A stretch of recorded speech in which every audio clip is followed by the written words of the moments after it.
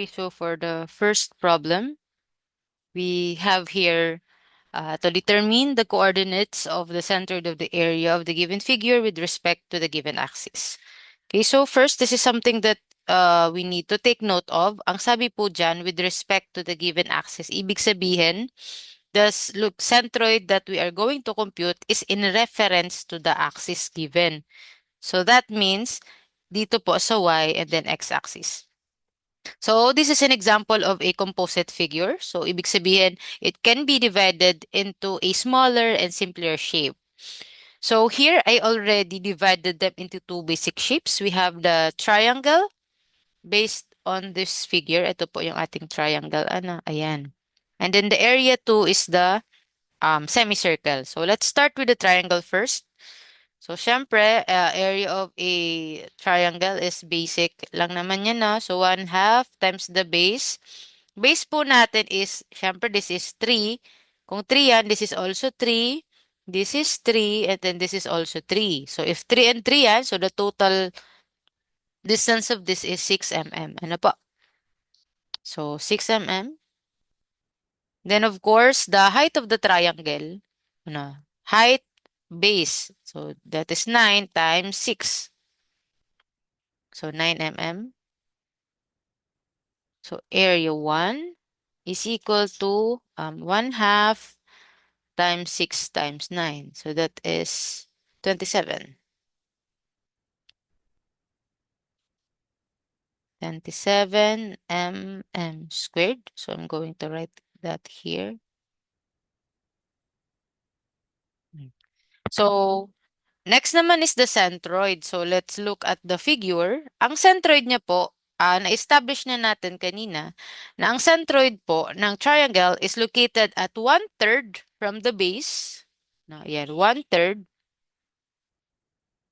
Tapos 2/3 pagdating naman sa um, ah, edge. Ano po? So, ang bar x natin is yung distance ng centroid with respect dun sa reference natin. In this case is your y-axis. So, kung ito yung y, ito yung centroid, this distance here is your bar x. Or again, this is 1/3 of the total width that is 6 mm. Ano po? Or that is 2 mm. Ano po? So, ulitin ko, reference line. Ano yung distance ng centroid sa reference line? Yun po yung bar x. Ano po? Since horizontal line yan, so bar x ang tawag. Pag vertical line, yan naman yung bar y. Ano po? So, in this case, this is 1/3 ng 6. Ano po? So, 1/3 ng 6 mm or 2 mm siya. While your bar y is yung distance naman ng centroid papunta dun sa reference natin, which is the x-axis. Ano po? Ito yung reference natin na yung mga x-axis. So, this is now your bar y. So, again, ito po, if this is 1/3 ng height, this distance is 2/3 ng height. Ano po? So, 2/3 ng 9 yung magiging bar y natin. So, your bar y, extend ko ditong konti. Yan, ano po? Ay, sorry.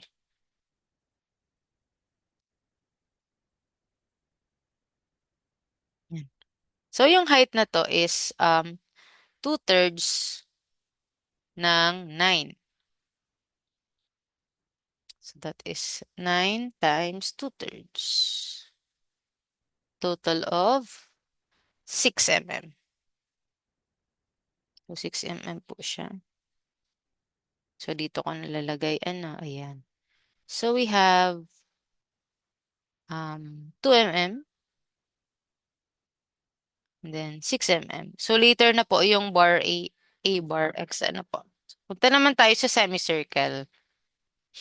So, I mentioned earlier na for circular shapes, all you need to do is memorize one shape. In this case, yun na lang pong area ng circle. Ang area ng circle natin is pi r squared. Now, since semicircle yan, ibig sabihin kalahati ng circle. So, i-divide nyo lang ng 2 yung area. Ano po? So you have pi times the radius divided by 2. You have 14.14. Okay, so lagay natin dito.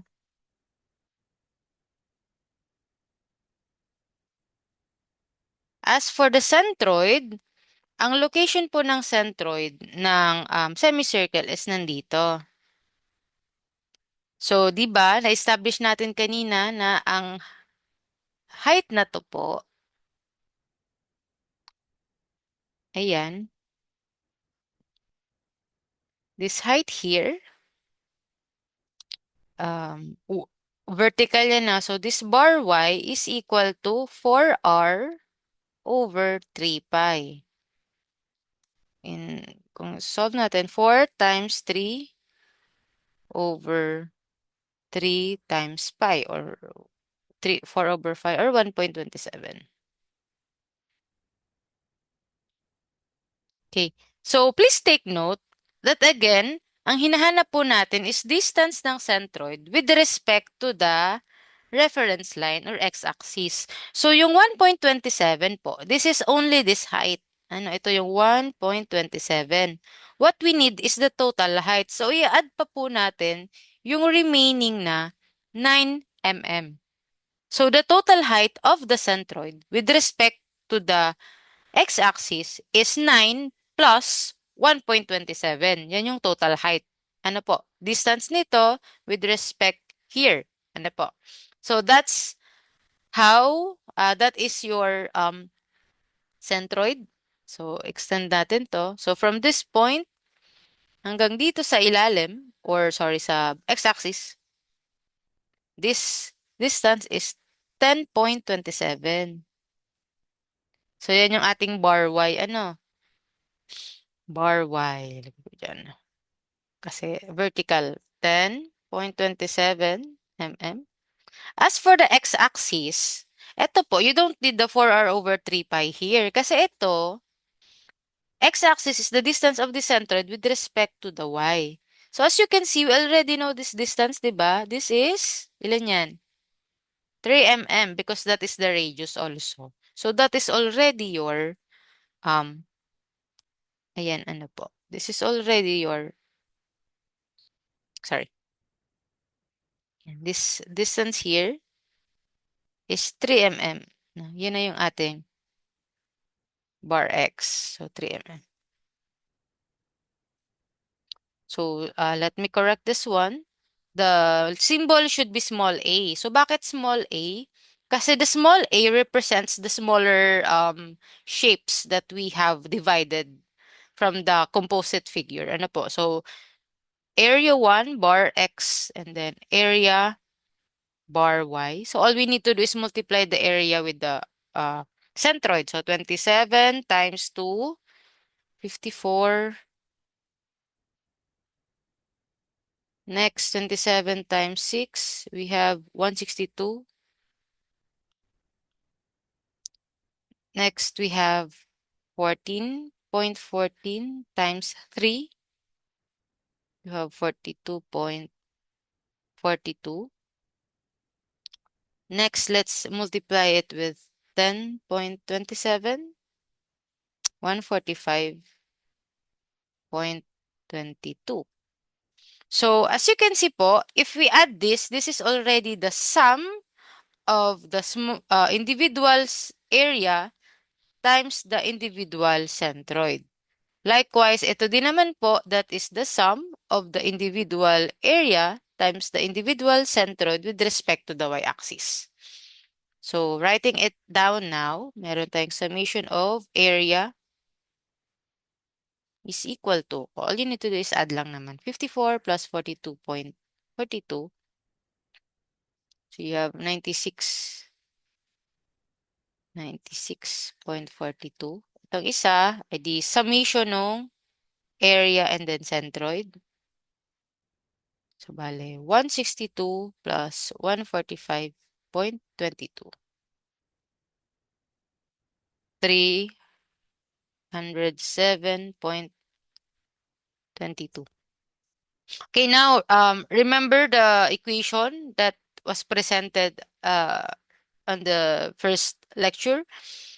So the total area times the centroid of the group is equivalent to the sum of the individual small areas, small letter, sum of the individual area and then its individual centroid with respect to the x-axis, yan yung x. Ang y naman, edi bar y is equal to the sum of the individual area and individual centroid. Ano po? So, so yung total area natin, all we need to do is add this for your total area. Ano po? So yung area natin is ganyan. So area is equal to 27 plus 14.14, so that is 41.14. Substitute lang natin dito. So 41.14 bar x is equal to, copy natin, 96.42. Ang bar x natin is equal to, yan, 96.42 divided by 41.14. That is 2.34. Next, you have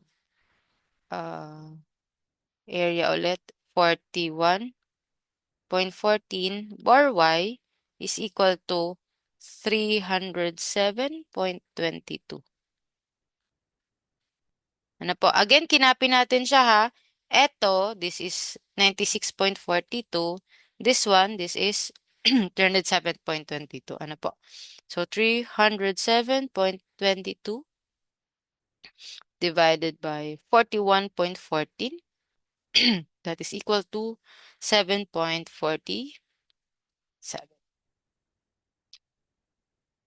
So, how will we interpret this? So, ganito po siya i-interpret. Ano, babalik ako sa figure.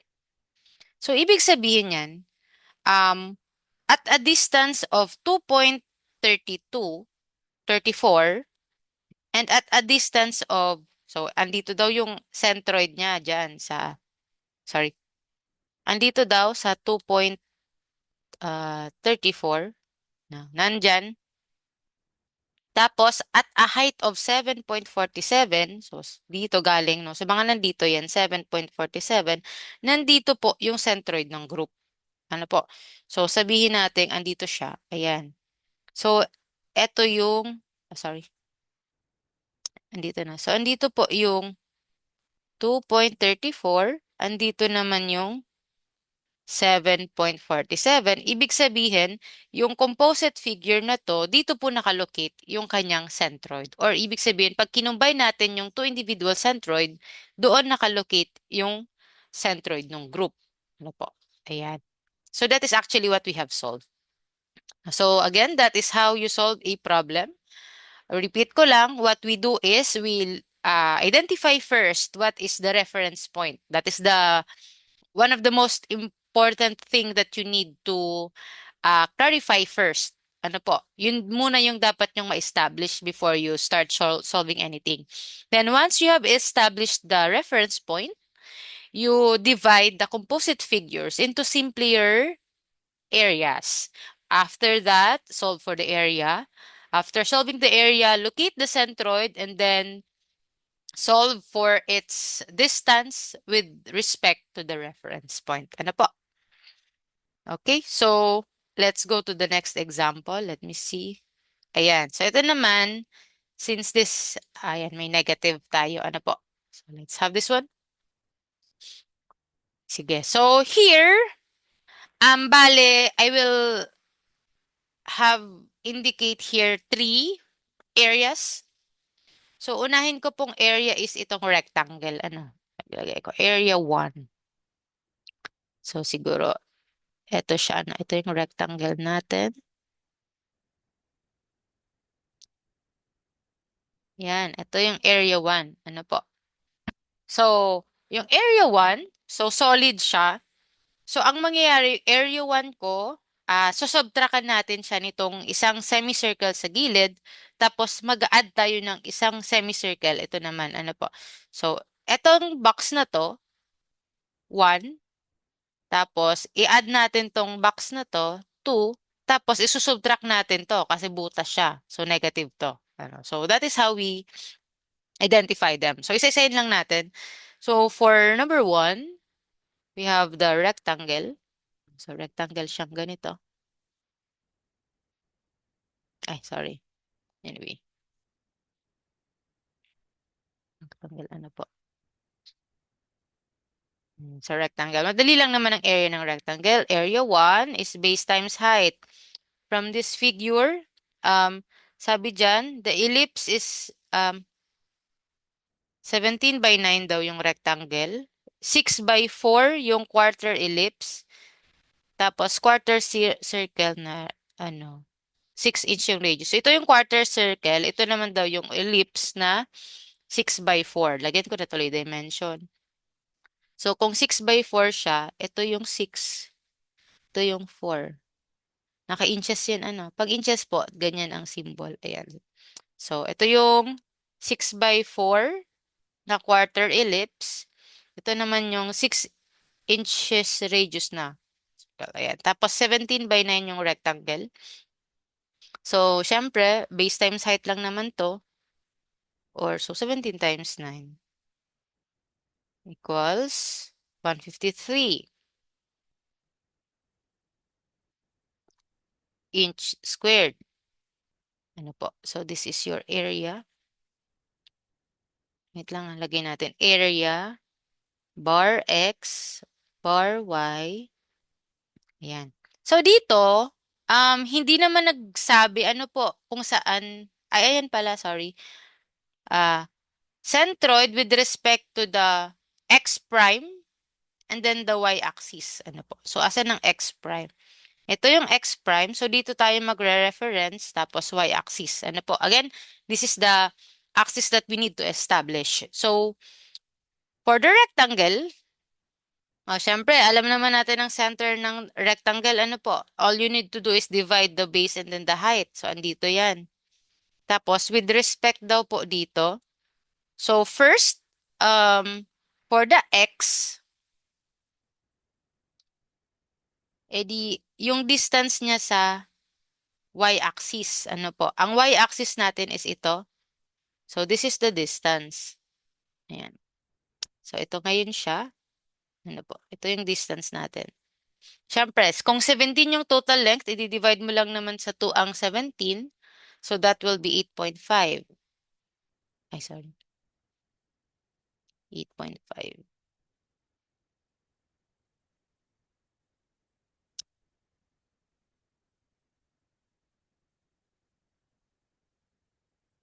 inches, no? So, yung 17, hatiin natin sa gitna. So, 8.5 yung kanyang distance na bar X.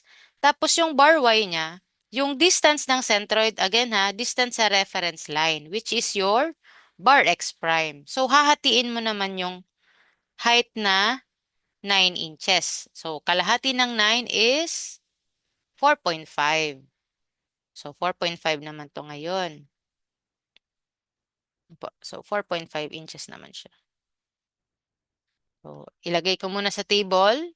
So, area natin is 153. Bar X natin is 8.5, kalahati ng 17.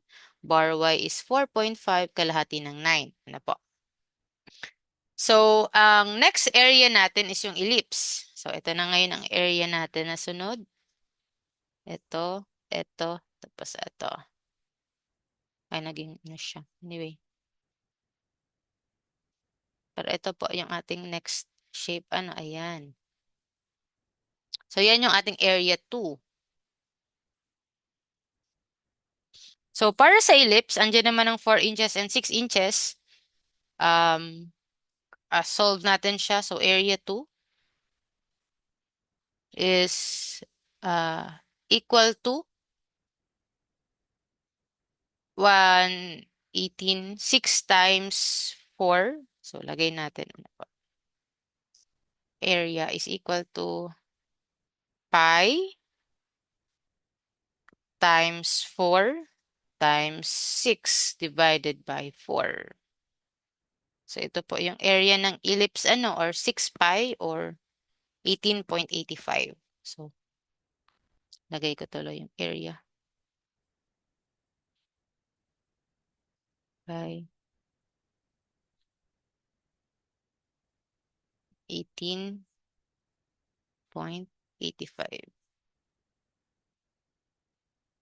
Ito yung item 2. The ellipse. Sorry, 18.85.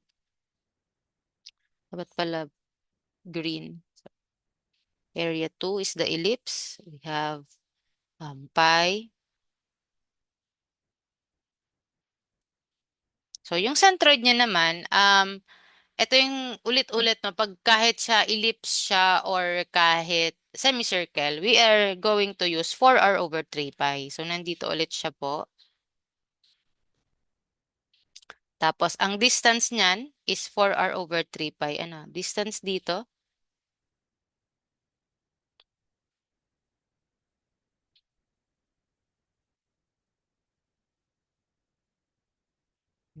So, 4r over 3 pi. Isusulat ko, di ko ito na lang sa calculator ha. 4 times your distance is 6. Ano po? Over 3 pi. You may pause this video, no, if you find it a little bit fast, or you may rewind this and then retry to solve. Ano po? So, at your own pace naman. So, 2.54, ito siya.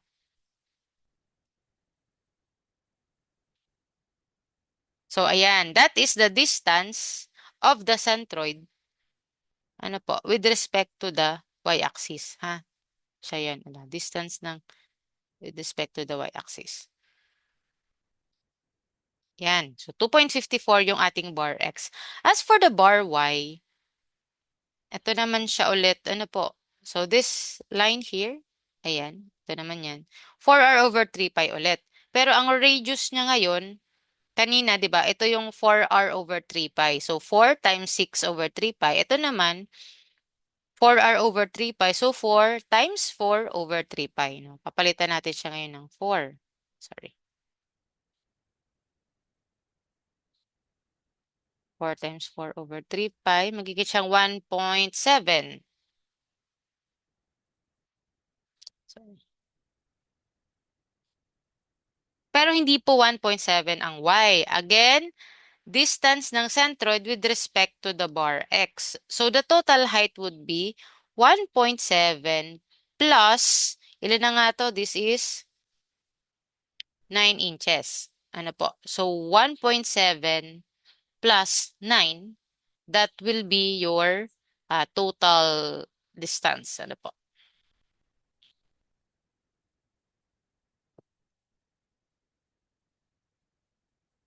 So, nagay ko naman to.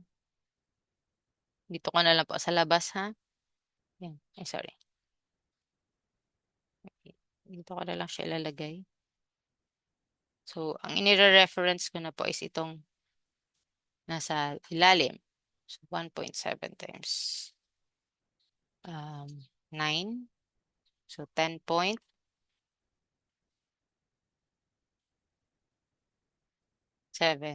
Po. So, isusulat ko na siya. Kompleto na. So, yung area natin is 18.85. Ang bar x natin is 2.54. Tapos, ang bar y natin is 10.7. Ano po? Again, if you find it hard to follow, you may rewatch it. So, yan. Lastly, we have the semicircle. Ito naman siya. This one here is the semicircle. Yan. And then, the semicircle is a hole. Ibig sabihin, isusubtract natin siya kasi butas siya. Ano po? Itong area 3. So, for area 3, again, madali lang pag circle. Kunin nyo yung area ng circle na pi r squared. Since quarter circle siya, i-divide natin ng 4. Hatiin mo sa 4. So, pi times, anong radius niyan? 6 squared over 4. That is 9 pi or 28.27. Ito po, lalagyan ko na ng negative, ha? Again, bakit negative? Kasi whole po siya or butas. No? Always indicate the negative. Ang centroid niya naman, same ulit yan. That is 4r over 3 pi. No? So, dito ulit siya. Ano po? So, ibig sabihin, ito po, 4r over 3 pi na naman yan. Ang radius natin ngayon is isa lang, 6 lang. So, 4 times 6 over 3 pi. That is 2.54 din. 2.54. Tapos itong isa, ito namang height na to is 2.54. Pero remember ha, ang y natin, sorry, ang x natin is distance papunta dito. Hindi naman ito po. Ano po? Again, the bar x is the distance of the centroid with respect to the y-axis. So, hindi yung 2.54 ang kailangan. Ang kailangan natin is yung distance na to. So, how do we solve that? O, di madali lang, mag-subtract lang tayo. Dito ko nalalagay po sa taas. Palitan ko na lang color para mabasa siya. Yan. So, dito tayo sa taas. Ayan. Yan. So, ito naman. So, lagay natin yung distance. So, if this is 6 and then this is 5, that is a total of 11. Ano po? Lagay ko lang ha para clear yung references natin. Yan. So, 6 inches to. Sorry. 6 inches. 5 inches. Eto, anong natira? Kung may 6 inch ako, less ko ng 2.54, yun yung matitira dito. Ano po? Kasi if this is 6, plus 2.54 to, yung natira is 3.46. So, yung total bar x natin, i-add na lang natin yan. 6 plus 5 plus 3.46. Total of 14.46. So, yun yung bar x natin. Dito ko na lang nilalagay. Bar x is equal to 14.46. Ano? Yan. As for the bar y, distance ulit ng centroid with respect to the bar x. Ano po? So, kung 2.54 to, hindi yan ang kailangan. What we need is this distance. So, ilan ba yan? Bale, you have 3 plus, ilan nga ito? This is 3.46. Ano po?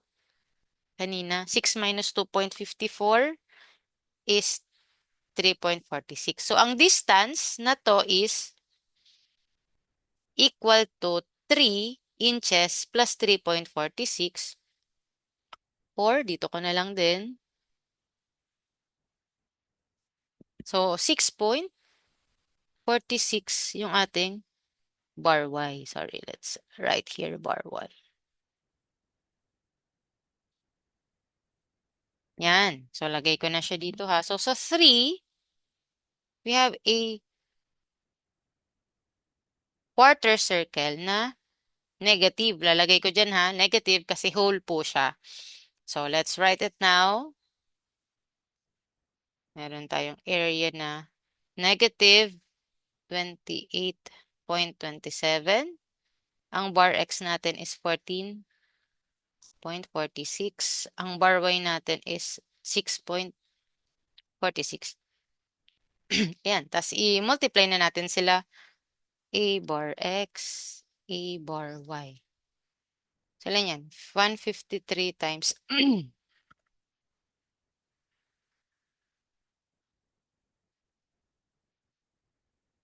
ang x is 8.5. We have, sorry. 153 times 8.5 equals 13.5.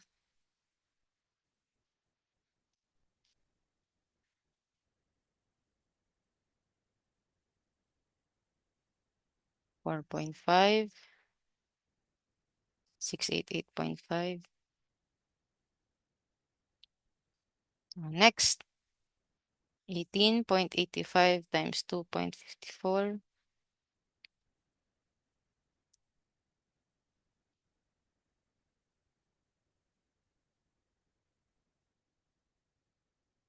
10.7201. 695 or 62 or 7. Gawin na lang natin 7. Next, negative, don't forget, 28.27 times 14.46. Negative 408.78. Tapos, let's not forget, sorry, 14, sorry, negative 28.27 minus times 6.46. You have negative 182.62.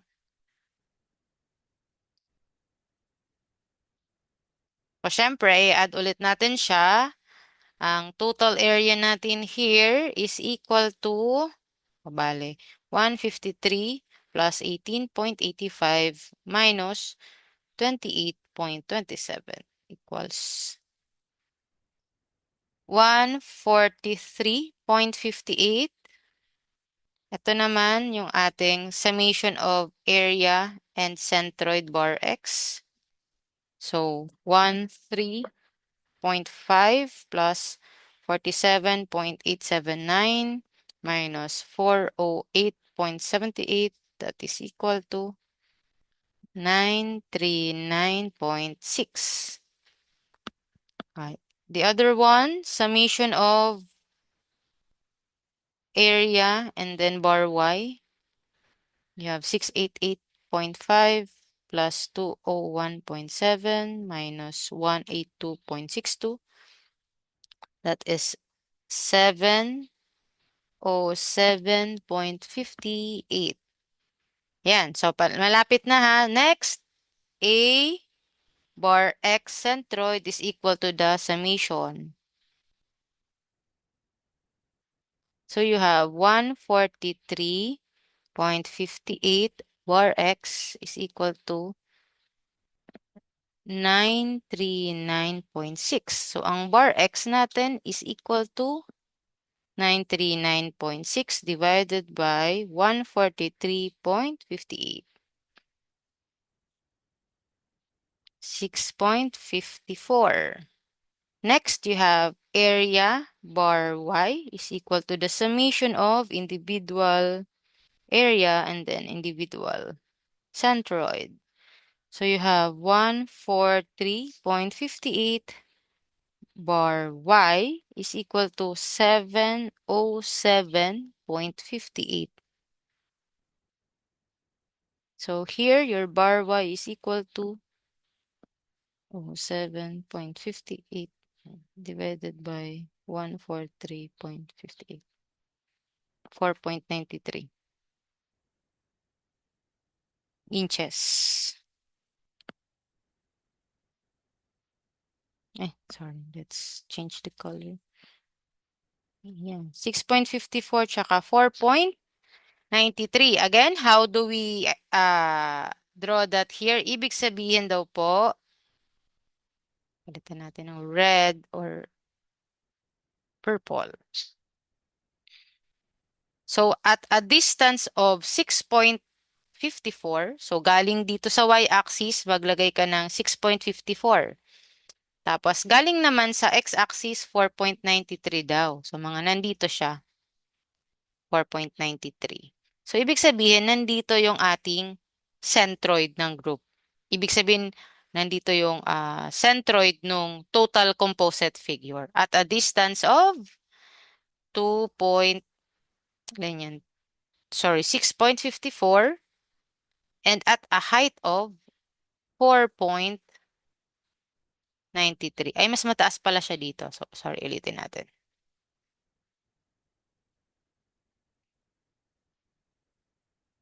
Ulitin natin. So, bale, Samu, ang mga nandito, yan, ano? Mga nandito siya. Nandito siguro, yan. At a height of 4.93, dapat as a distance of 6.54, andito yung centroid ng composite figure, or this figure is here. So, ayun. So, again, ang keynote lang here is, ulitin natin, the first thing that you need to do is read the problem carefully first, identify saan ba yung reference point. Kunyari, kung with respect to the x-axis, x prime and y, ibig sabihin, yung distances ng centroid dun sa axis. Then once you have already established your reference point, the next thing that you need to do is identify or divide the composite figure into smaller areas para mas madali yung pag-solve. Then once you have divided them into simpler shape, identify nyo yung sign. So, ito kasi yung example na to, again, meron siyang butas. So, syempre, kung whole yan, kailangan yung isubtract yung area niya. Kaya yung area natin sa area 3 is negative. Again, ang common error lang naman po dito is kapag na mamali sila ng distances. Ano po? So, always remember that the bar x and bar y represents the distance of the centroid with respect to the reference point. So, palagi nyong i-establish kung saan ba yung reference kasi dun nyo kukunin yung distance. Ano po? So, ano pa ba? Meron pa ba? For the next items, you may try to resolve them on your own. So same principle lang naman ang gagawin. I have already also provided you with the correct solution. Sorry, ito pala. I-clarify ko lang to. So baka malito yung iba. So we have here an angle bar. Ito, ayan. Explain ko lang kung paano nangyari yung solution. Pag angle bar po, tulad ng sabi ko, yung centroid niya is given yan sa problem. So, itong 2.65, given po siya already, no? So, ibig sabihin, ang centroid ng angle bar is located at 2.65. Located naman ng angle bar 3 is located at 1.68. So, ito po, hindi nyo ito i-compute, ibibigay sa problem. So, as far as the rest of the solution, try to solve them on your own again, and then try to refer here. So, in this solution po, another thing na you may have noticed, wala siyang bar x. So, ma'am, bakit po walang bar x? Kasi ang sabi dyan, with respect to an axis at the bottom. So, with respect daw dito. So, ito yung ating x-axis. Ano po? So, ma'am, how about the y? Yung y-axis kasi, alam ko nang nasa gitna. Ano po? Since symmetrical to, di ba? Magkaparehas yung itsura pag hinati. So, kapag alam kong nandito sa gitna yung centroid, hindi ko na siya need i-solve. Kasi yung mga first two example ko, hindi po sila symmetrical. Ibig sabihin, hindi ko talaga to alam bar x and bar y. Kailangan ko muna siyang isolve para malaman ko kung saan ba nakalocate yung centroid. Pero, in this particular problem, alam ko na nandito yung bar x. Hindi ko lang alam yung height niya. Ito yung di ko alam. Hindi ko lang alam kung nandito ba siya o nandito, pero alam ko pong andito siya sa gitna. So, therefore, I don't need to locate the X bar anymore kasi I already know its location. It's at the center. Ano po? Ito na lang y-axis ang hindi natin alam kung saan ba siya nakalocate. Which is 7.41 daw. So, nandito yon. At 7.41, andito yung centroid. So, ibig sabihin, nandito yung centroid ko ng group. Ano po? So, possible po siya na you don't need to solve for both the x and y axis, especially if symmetrical naman yung isang side niya. Ano po? Ayun. So, for the next problem, again, I've already provided you with the solution about this one. So, try to solve this na lang.